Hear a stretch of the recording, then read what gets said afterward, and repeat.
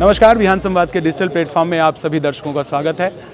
हमारी सुराज यात्रा चल रही है। ये सुराज यात्रा इंदौर भोपाल से होते हुए आदिवासी जिलों में थी और जबलपुर कटनी होते हुए अब हम सतना ज़िले में हैं। तो सतना ज़िले में ये सीट जो है वो चर्चा का विषय है, इसलिए हम यहाँ के जो बीजेपी प्रत्याशी हैं गणेश सिंह जी, उनसे बात करेंगे। 4 बार के सांसद हैं और इस बार बीजेपी से प्रत्याशी हैं सतना के। तो आइए उनसे बात करेंगे और जानेंगे कि वो सुराज को किस तरीके से देखते हैं। तो मेरा पहला सवाल ही यही है कि सुराज को आप किस तरीके से देखते हैं? मैं बहुत अच्छे तरीके से इसको समझ पाया हूँ और बहुत अच्छे तरीके से मिले रहा हूँ कि आप जनता के और हम लोगों के बीच के एक ऐसे कड़ी के रूप में आगे बढ़ रहे हैं जो वास्तविकता की ओर आगे बढ़ रहा है। मेरी बहुत बहुत शुभकामनाएं हैं स्वराज को और तेज़ गति से आप आगे बढ़ें। हाँ, मेरा दूसरा सवाल ये है कि चूँकि आप सांसद रहे हैं, 4 बार से सांसद रहे हैं, सफ़र शुरू हुआ जो वो जनपद सदस्य से आपका सफ़र शुरू हुआ, आप जिला पंचायत अध्यक्ष भी रहे, 4 बार से सांसद हैं, जनता आपको पसंद करती है। विधानसभा एक छोटा सा क्षेत्र होगा, जो आपने सांसदी में नहीं किया वो विधायकी में ऐसा क्या करने वाले हैं? हमारा ज़िला एक पिछड़ा हुआ ज़िला था, आज ये ज़िला विकसित ज़िला बना और भारतीय जनता पार्टी की सरकारों के सहयोग के बदौलत बना। और अभी 7 विधानसभा हमारा लोकसभा क्षेत्र था। भारत सरकार, राज्य सरकार की सभी बड़ी योजनाओं को हमने यहाँ पर उतारा है और उनके परिणाम भी सामने आ रहे हैं। सतना शहर में स्मार्ट सिटी जैसा बड़ा प्रोजेक्ट है हमारे पास, विश्व स्तरीय रेलवे स्टेशन बनाने का प्रोजेक्ट है, मेडिकल कॉलेज बनकर के तैयार हो गया है, सुपर स्पेशलिस्ट 700 बेड का अस्पताल भी बनाने का प्रोजेक्ट है हमारे पास, एक एलिवेटेड रोड 12 किलोमीटर की बनाने का हमारे पास प्रोजेक्ट है और शहर को चारों तरफ एक रिंग रोड बनाने का हमारा लगभग प्रोजेक्ट पूरा हो चुका है। सतना नदी हमारे शहर की एक पहचान है, उसको रिवर फ्रंट बनाने का एक हमारा इरादा है। जैसे गुजरात में साबरमती नदी का डेवलपमेंट हुआ, शहर के बीचों बीच है वो, उसी तरह से इसको भी बनाने का एक इरादा है। ऑनगोइंग जितने प्रोजेक्ट हैं उनको कैसे समय पर पूरा करें और इसको एक पर्यटन स्थल, धार्मिक स्थल और नज़दीक में एक हमारा नरोहिल पहाड़ है, हम उसको जैव विविधता पार्क बना रहे हैं, वाइट टाइगर सफारी बनाई है और सड़कों की पूरी तरह से जाल बिछा करके इसको एक पर्यटन का बड़ा केंद्र बनाने की हम तैयारी में है।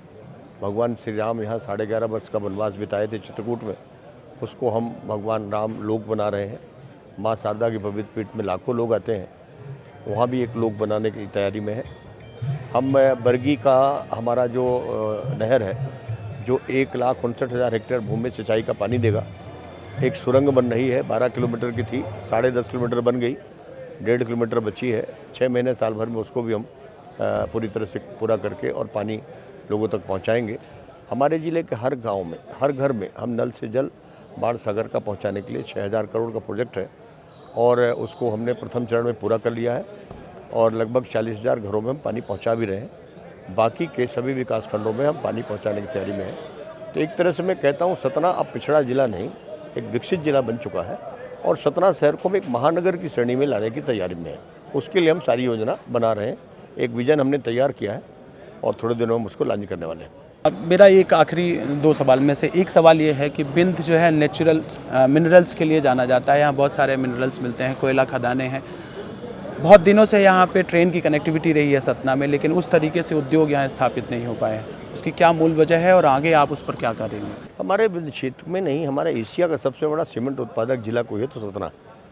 हम 1/3 सीमेंट का उत्पादन यहाँ कर रहे हैं। हमारे पास लाइम स्टोन है, बॉक्साइड है, हमारे बिंद में कोयला है, हमारे अन्य मिनरल्स हैं और हमारे पास प्राकृतिक संपदा बहुत है। हमारे पास फॉरेस्ट वेस्ट भी बहुत पीछे है। फॉरेस्ट में हमारे पास जो औषधियों के पेड़ हैं बड़ी मात्रा में यहाँ से तो हमारे यहाँ से सप्लाई जाती है।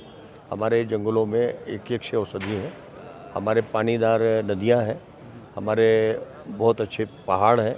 अभी जैसे हम नरोहिल में जैव विविधता पार्क बना रहे हैं, वाइट टाइगर सफारी हमने बनाई है। ये अपने आप में एक अलग चीज़ है जो सब जगह उपलब्ध नहीं है। तो बिंद की जो ताकत है हमारी प्राकृतिक संपदा है, हमारे लोगों की मेहनत है और उसका पूरा फ़ायदा मिला है। हमारी अब कोशिश है स्मॉल स्केल की तरफ, हम जब तक MSME की तरफ नहीं जाएंगे, हालांकि हमारे यहाँ है उद्योग लेकिन थोड़ा सा कम है, मैं उनको और बढ़ाना चाहता हूँ। आने वाले समय में हम एक इंडस्ट्रियल पार्क बनाने के बारे में सोच रहे हैं। इंडस्ट्रियल पार्क बना करके औद्योगिक विकास भी हम करेंगे अब बड़े उद्योग की जगह पर MSME के उद्योग लगाने की ज़रूरत है। ज़्यादा से ज़्यादा लोगों को रोज़गार हम दे सकें। हमने एक स्मार्ट सिटी प्रोजेक्ट से इंक्यूबेशन सेंटर बनाया है, जो स्टार्टअप के लिए बहुत बड़ा एक काम कर रहा है। काफ़ी बड़े बड़े एक्सपर्ट आते हैं, बच्चों को उनको सिखाते हैं, बताते हैं और नए स्टार्टअप खड़े कर रहे हैं। तो आने वाले समय में सतना एक मिनी इंडस्ट्री का भी एक हब बनेगा। आप ही की पार्टी से विधायक रहे, मैं बात कर रहा हूँ नारायण त्रिपाठी जी की, जो विधायक रहे और लगातार विंध्य की मांग कर रहे हैं, विंध्य प्रदेश की मांग कर रहे हैं। आपको कितना उचित लगता है कि विंध्य प्रदेश होना चाहिए? देखिए, विंध्य प्रदेश का मध्य प्रदेश में विलय हुआ था और तब से लेकर के आज तक कभी कोई ऐसा मूवमेंट यहाँ आया नहीं। और चूंकि अब मध्य प्रदेश का छत्तीसगढ़ भी अलग बन गया, तो मध्य प्रदेश एक राज्य ऐसा है जिसमें अब कोई नए राज्य की भी संभावना मुझे लगता है कि दूर दूर तक नहीं है।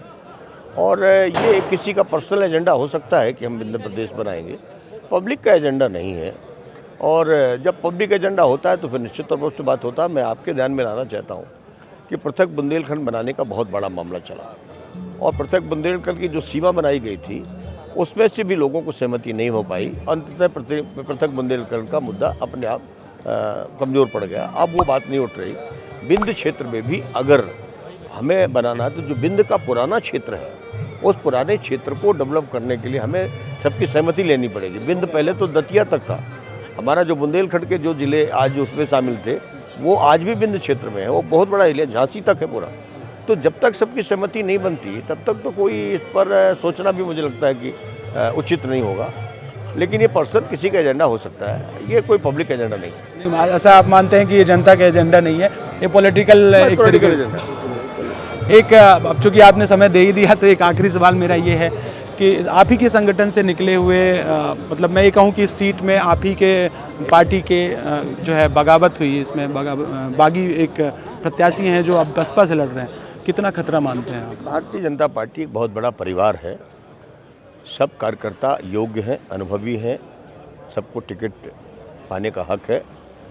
लेकिन संगठन जो तय करता है, केंद्रीय नेतृत्व, प्रदेश नेतृत्व जो तय करता है, उसके आधार पर सब कार्यकर्ता की भूमिका तय होती है। कुछ लोग ऐसे होते हैं जो विचारधारा के साथ जुड़े होते हैं, तो वो सारी चीज़ें सेक्रीफाइस करते हैं। कुछ लोगों को लगता है कि नहीं हमारे साथ एडजस्टिस हुआ है, तो वो अपना दूसरा रास्ता तलाशते हैं। पर ये कोई बहुत बड़ी समस्या नहीं है। पूरे प्रदेश भर में भारतीय जनता पार्टी पूरी तरह से संगठित होकर के कार्यकर्ता की ताकत की बदौलत चुनाव मैदान पर उतर चुकी है और पूरे बहुमत के साथ हम सरकार बनाने जा रहे हैं। जनता के बीच में सरकारों के, केंद्र और राज्य सरकार के जो काम है वो अब लोगों के जबान से निकलने लगे हैं। हर गांव में, हर मोहल्ले में आपको 70 से 80%, 90% परिवार ऐसे हैं जो सरकार की योजना का सीधा लाभ उठा रहे हैं। तो सरकार के कामकाज का असर अब आम नागरिकों पर है। पढ़े लिखे मतदाता को तो वैसे भी, चूँकि प्रधानमंत्री ने जिस तरह से देश को आगे बढ़ाया है, दुनिया में भारत का डंका बज रहा है, भारत माता के जयकारे आज दुनिया के देशों में लग रहे हैं, उससे तो बुद्धिजीवी जो वर्ग है वो पूरी तरह से मोदी जी के साथ है, विचारधारा के साथ है, देश की सरकार अच्छा काम कर रही है उसके साथ है। और मध्यम और जो हमारा गरीब वर्ग है वो सरकार की योजनाओं के साथ पूरी तरह से जुड़ चुका है और उसका लाभ उठा करके अपने परिवार को बेहतर तरीके से आगे बढ़ा रहा है। उनके बच्चों का भविष्य सुरक्षित हो रहा है, उनकी बुनियादी ज़रूरतें पूरी हो रही हैं। तो इसलिए मैं कहता हूँ कि दूर दूर तक कोई भी दूसरे राजनीतिक दल का कुछ भी यहाँ अब है नहीं। बहुत धन्यवाद हमको समय देने के लिए। और